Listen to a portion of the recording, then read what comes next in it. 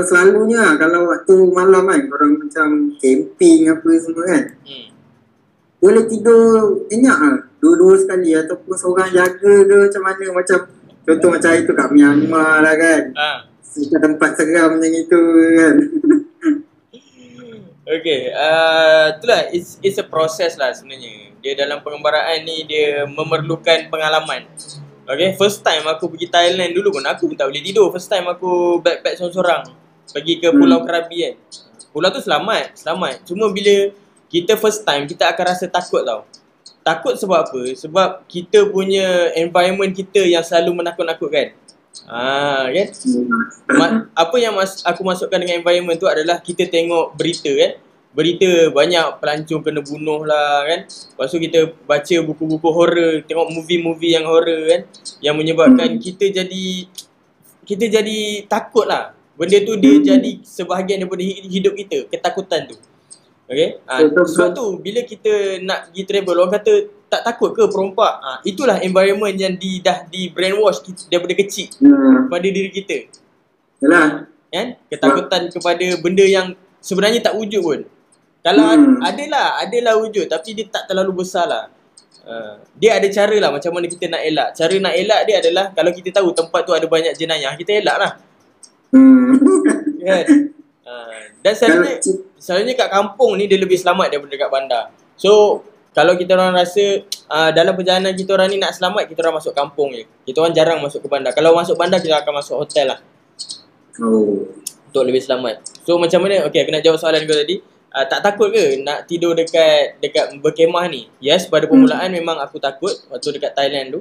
And then my wife, dia pun takut waktu kat Myanmar dulu. Tapi along the journey, benda tu, takutan tu semakin lama makin hilang. Sebab hari pertama kita rasa takut sebab tak selamat, selamat pula. Hari kedua selamat, hari ketiga selamat, hari keempat selamat. Sampai kat Mekah masa tu, letak kepala semua nyenyak.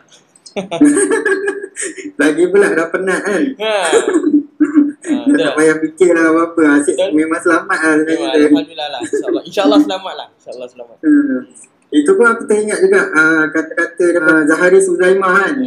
Macam dah cakap apa, kalau nak pergi je. Tak payah buat plan kan.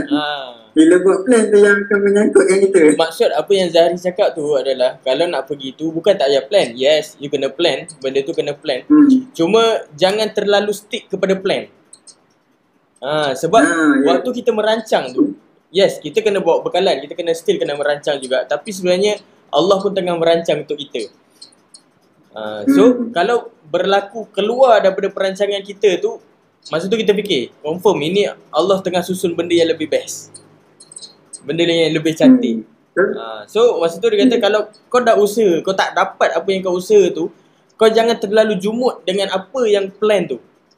Kau just gerak je. Masa tu dia cakap tu, kau just gerak je.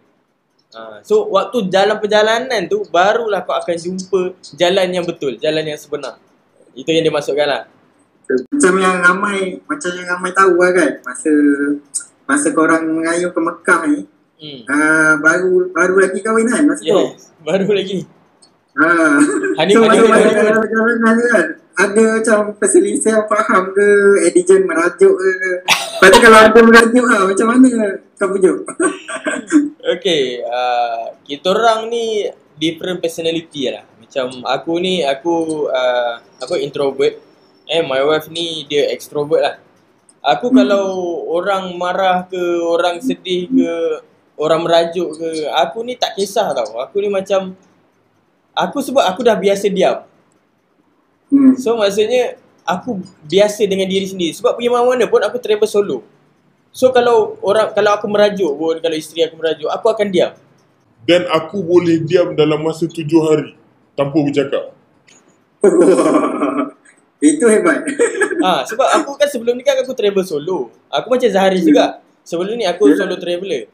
So Zaharis pun dia boleh tak jumpa orang dalam masa seminggu. So aku pun lebih kurang macam tu. So kalau macam orang nak marah, aku macam tak kisah sangat lah. Macam selalunya yang akan pujuk adalah wife aku. Sebab dia tak boleh, dia kena bercakap. Sebab dia extrovert, dia orang yang peramah kan. So kalau satu hari dia tak cakap tu, dia akan jadi stres. Dia akan jadi tak senang duduk. So kalau apa-apa yang berlaku kat tengah jalan selalu wife aku yang pujuk. Dia yang akan kata, bang cakap lah bang. Macam tu lah. Okay. Itu dia ada pro and kontra dia. Dan lagi satu pun, dia kalau nak merajuk pun dia tak boleh lama-lama. Sebab dia tak kenal orang kat luar negara tu kecuali aku kan. Ya tu. Dia tak boleh cakap, bang hantar ni ayam balik kampung rumah mak. Tak boleh. Lagi pula menganyam basikal lah. Bukannya pergi travel jalan-jalan biasa lah. Nak lari macam mana? Tak boleh nak lari kan. Dan masa tu pun dia unlock aku punya skill jugalah untuk bersabar. Sebab aku sebelum ni tak sabar lah. Aku memang orang yang pandai baran lah sebelum aku berkahwin ni. So bila dah berkahwin ni, so aku ada tanggungjawab yang aku dah ikrar masa akad nikah tu kan. So waktu tu itu mengajar aku erti sabar lah. So aku sekarang dah kena, orang kata bertanggungjawab. Dah ada tanggungjawab. Sebelum ni kepala otak sendiri kan. So bila dah ada tanggungjawab tu, aku kena bertanggungjawab lah. Kalau sepanjang perjalanan korang tu kan, ada tak macam rasa kecewa lah? Contohnya macam mana? Ada sesuatu perkara lah. Kalau ada tu, apa yang perkara yang paling kecewa sekali tu? Itulah, dia banyak lah sebenarnya cabaran. Kita tak panggil sebagai benda tu ujian, tapi dia adalah satu cabaran yang sebenarnya pasti ada sesuatu yang Allah nak beri. Pasti ada sesuatu yang Allah nak tunjuk sebenarnya pada waktu tu. Dan kecewa ni sebenarnya semua orang pasti akan ada rasa kecewa lah. Tipulah kalau tak ada rasa kecewa. Lagi-lagi kalau kami ni ada masalah visa. Masalah visa paling crucial lah dalam perjalanan kami ni. Visa yang paling susah nak dapat adalah visa umrah. Itu yang paling crucial. Daripada kami bertolak daripada Malaysia sampailah negara yang ke-13 sebelum nak masuk Arab Saudi, kami tak dapat lagi visa umrah. Dah setahun lebih tu? Dah setahun lebih tu, kami travel tu, kami tak dapat lagi visa umrah. Waktu tu memang dah nak give up lah. Masa tu memang cakap, masa tu memang aku kata cool jap, aku tenang jap, aku doa lah, ya Allah, kalau sampai sini je lah kita orang punya perjalanan, aku redha. Kita dah dapat dah hikmah. Sebab perjalanan aku dipanggil kembara memburu hikmah. So kita orang ni memang purposely untuk cari hikmah. Bukan orang kata kembara menuju Mekah. Tak. Kita orang memang purposely cari hikmah. So kalau tak sampai pun pasti ada hikmah. Dan waktu tu macam mana entah Allah susun perjalanan ni sangat cantik. Ada orang offer untuk nak bantu, untuk nak dapatkan visa umrah ni lah. Dan Alhamdulillah dia bantu tu 5 hari je dah dapat lah visa umrah tu. 5 hari je dah dapat. Dan Alhamdulillah lah waktu tu dipermudahkan lah untuk pergi ke Mekah.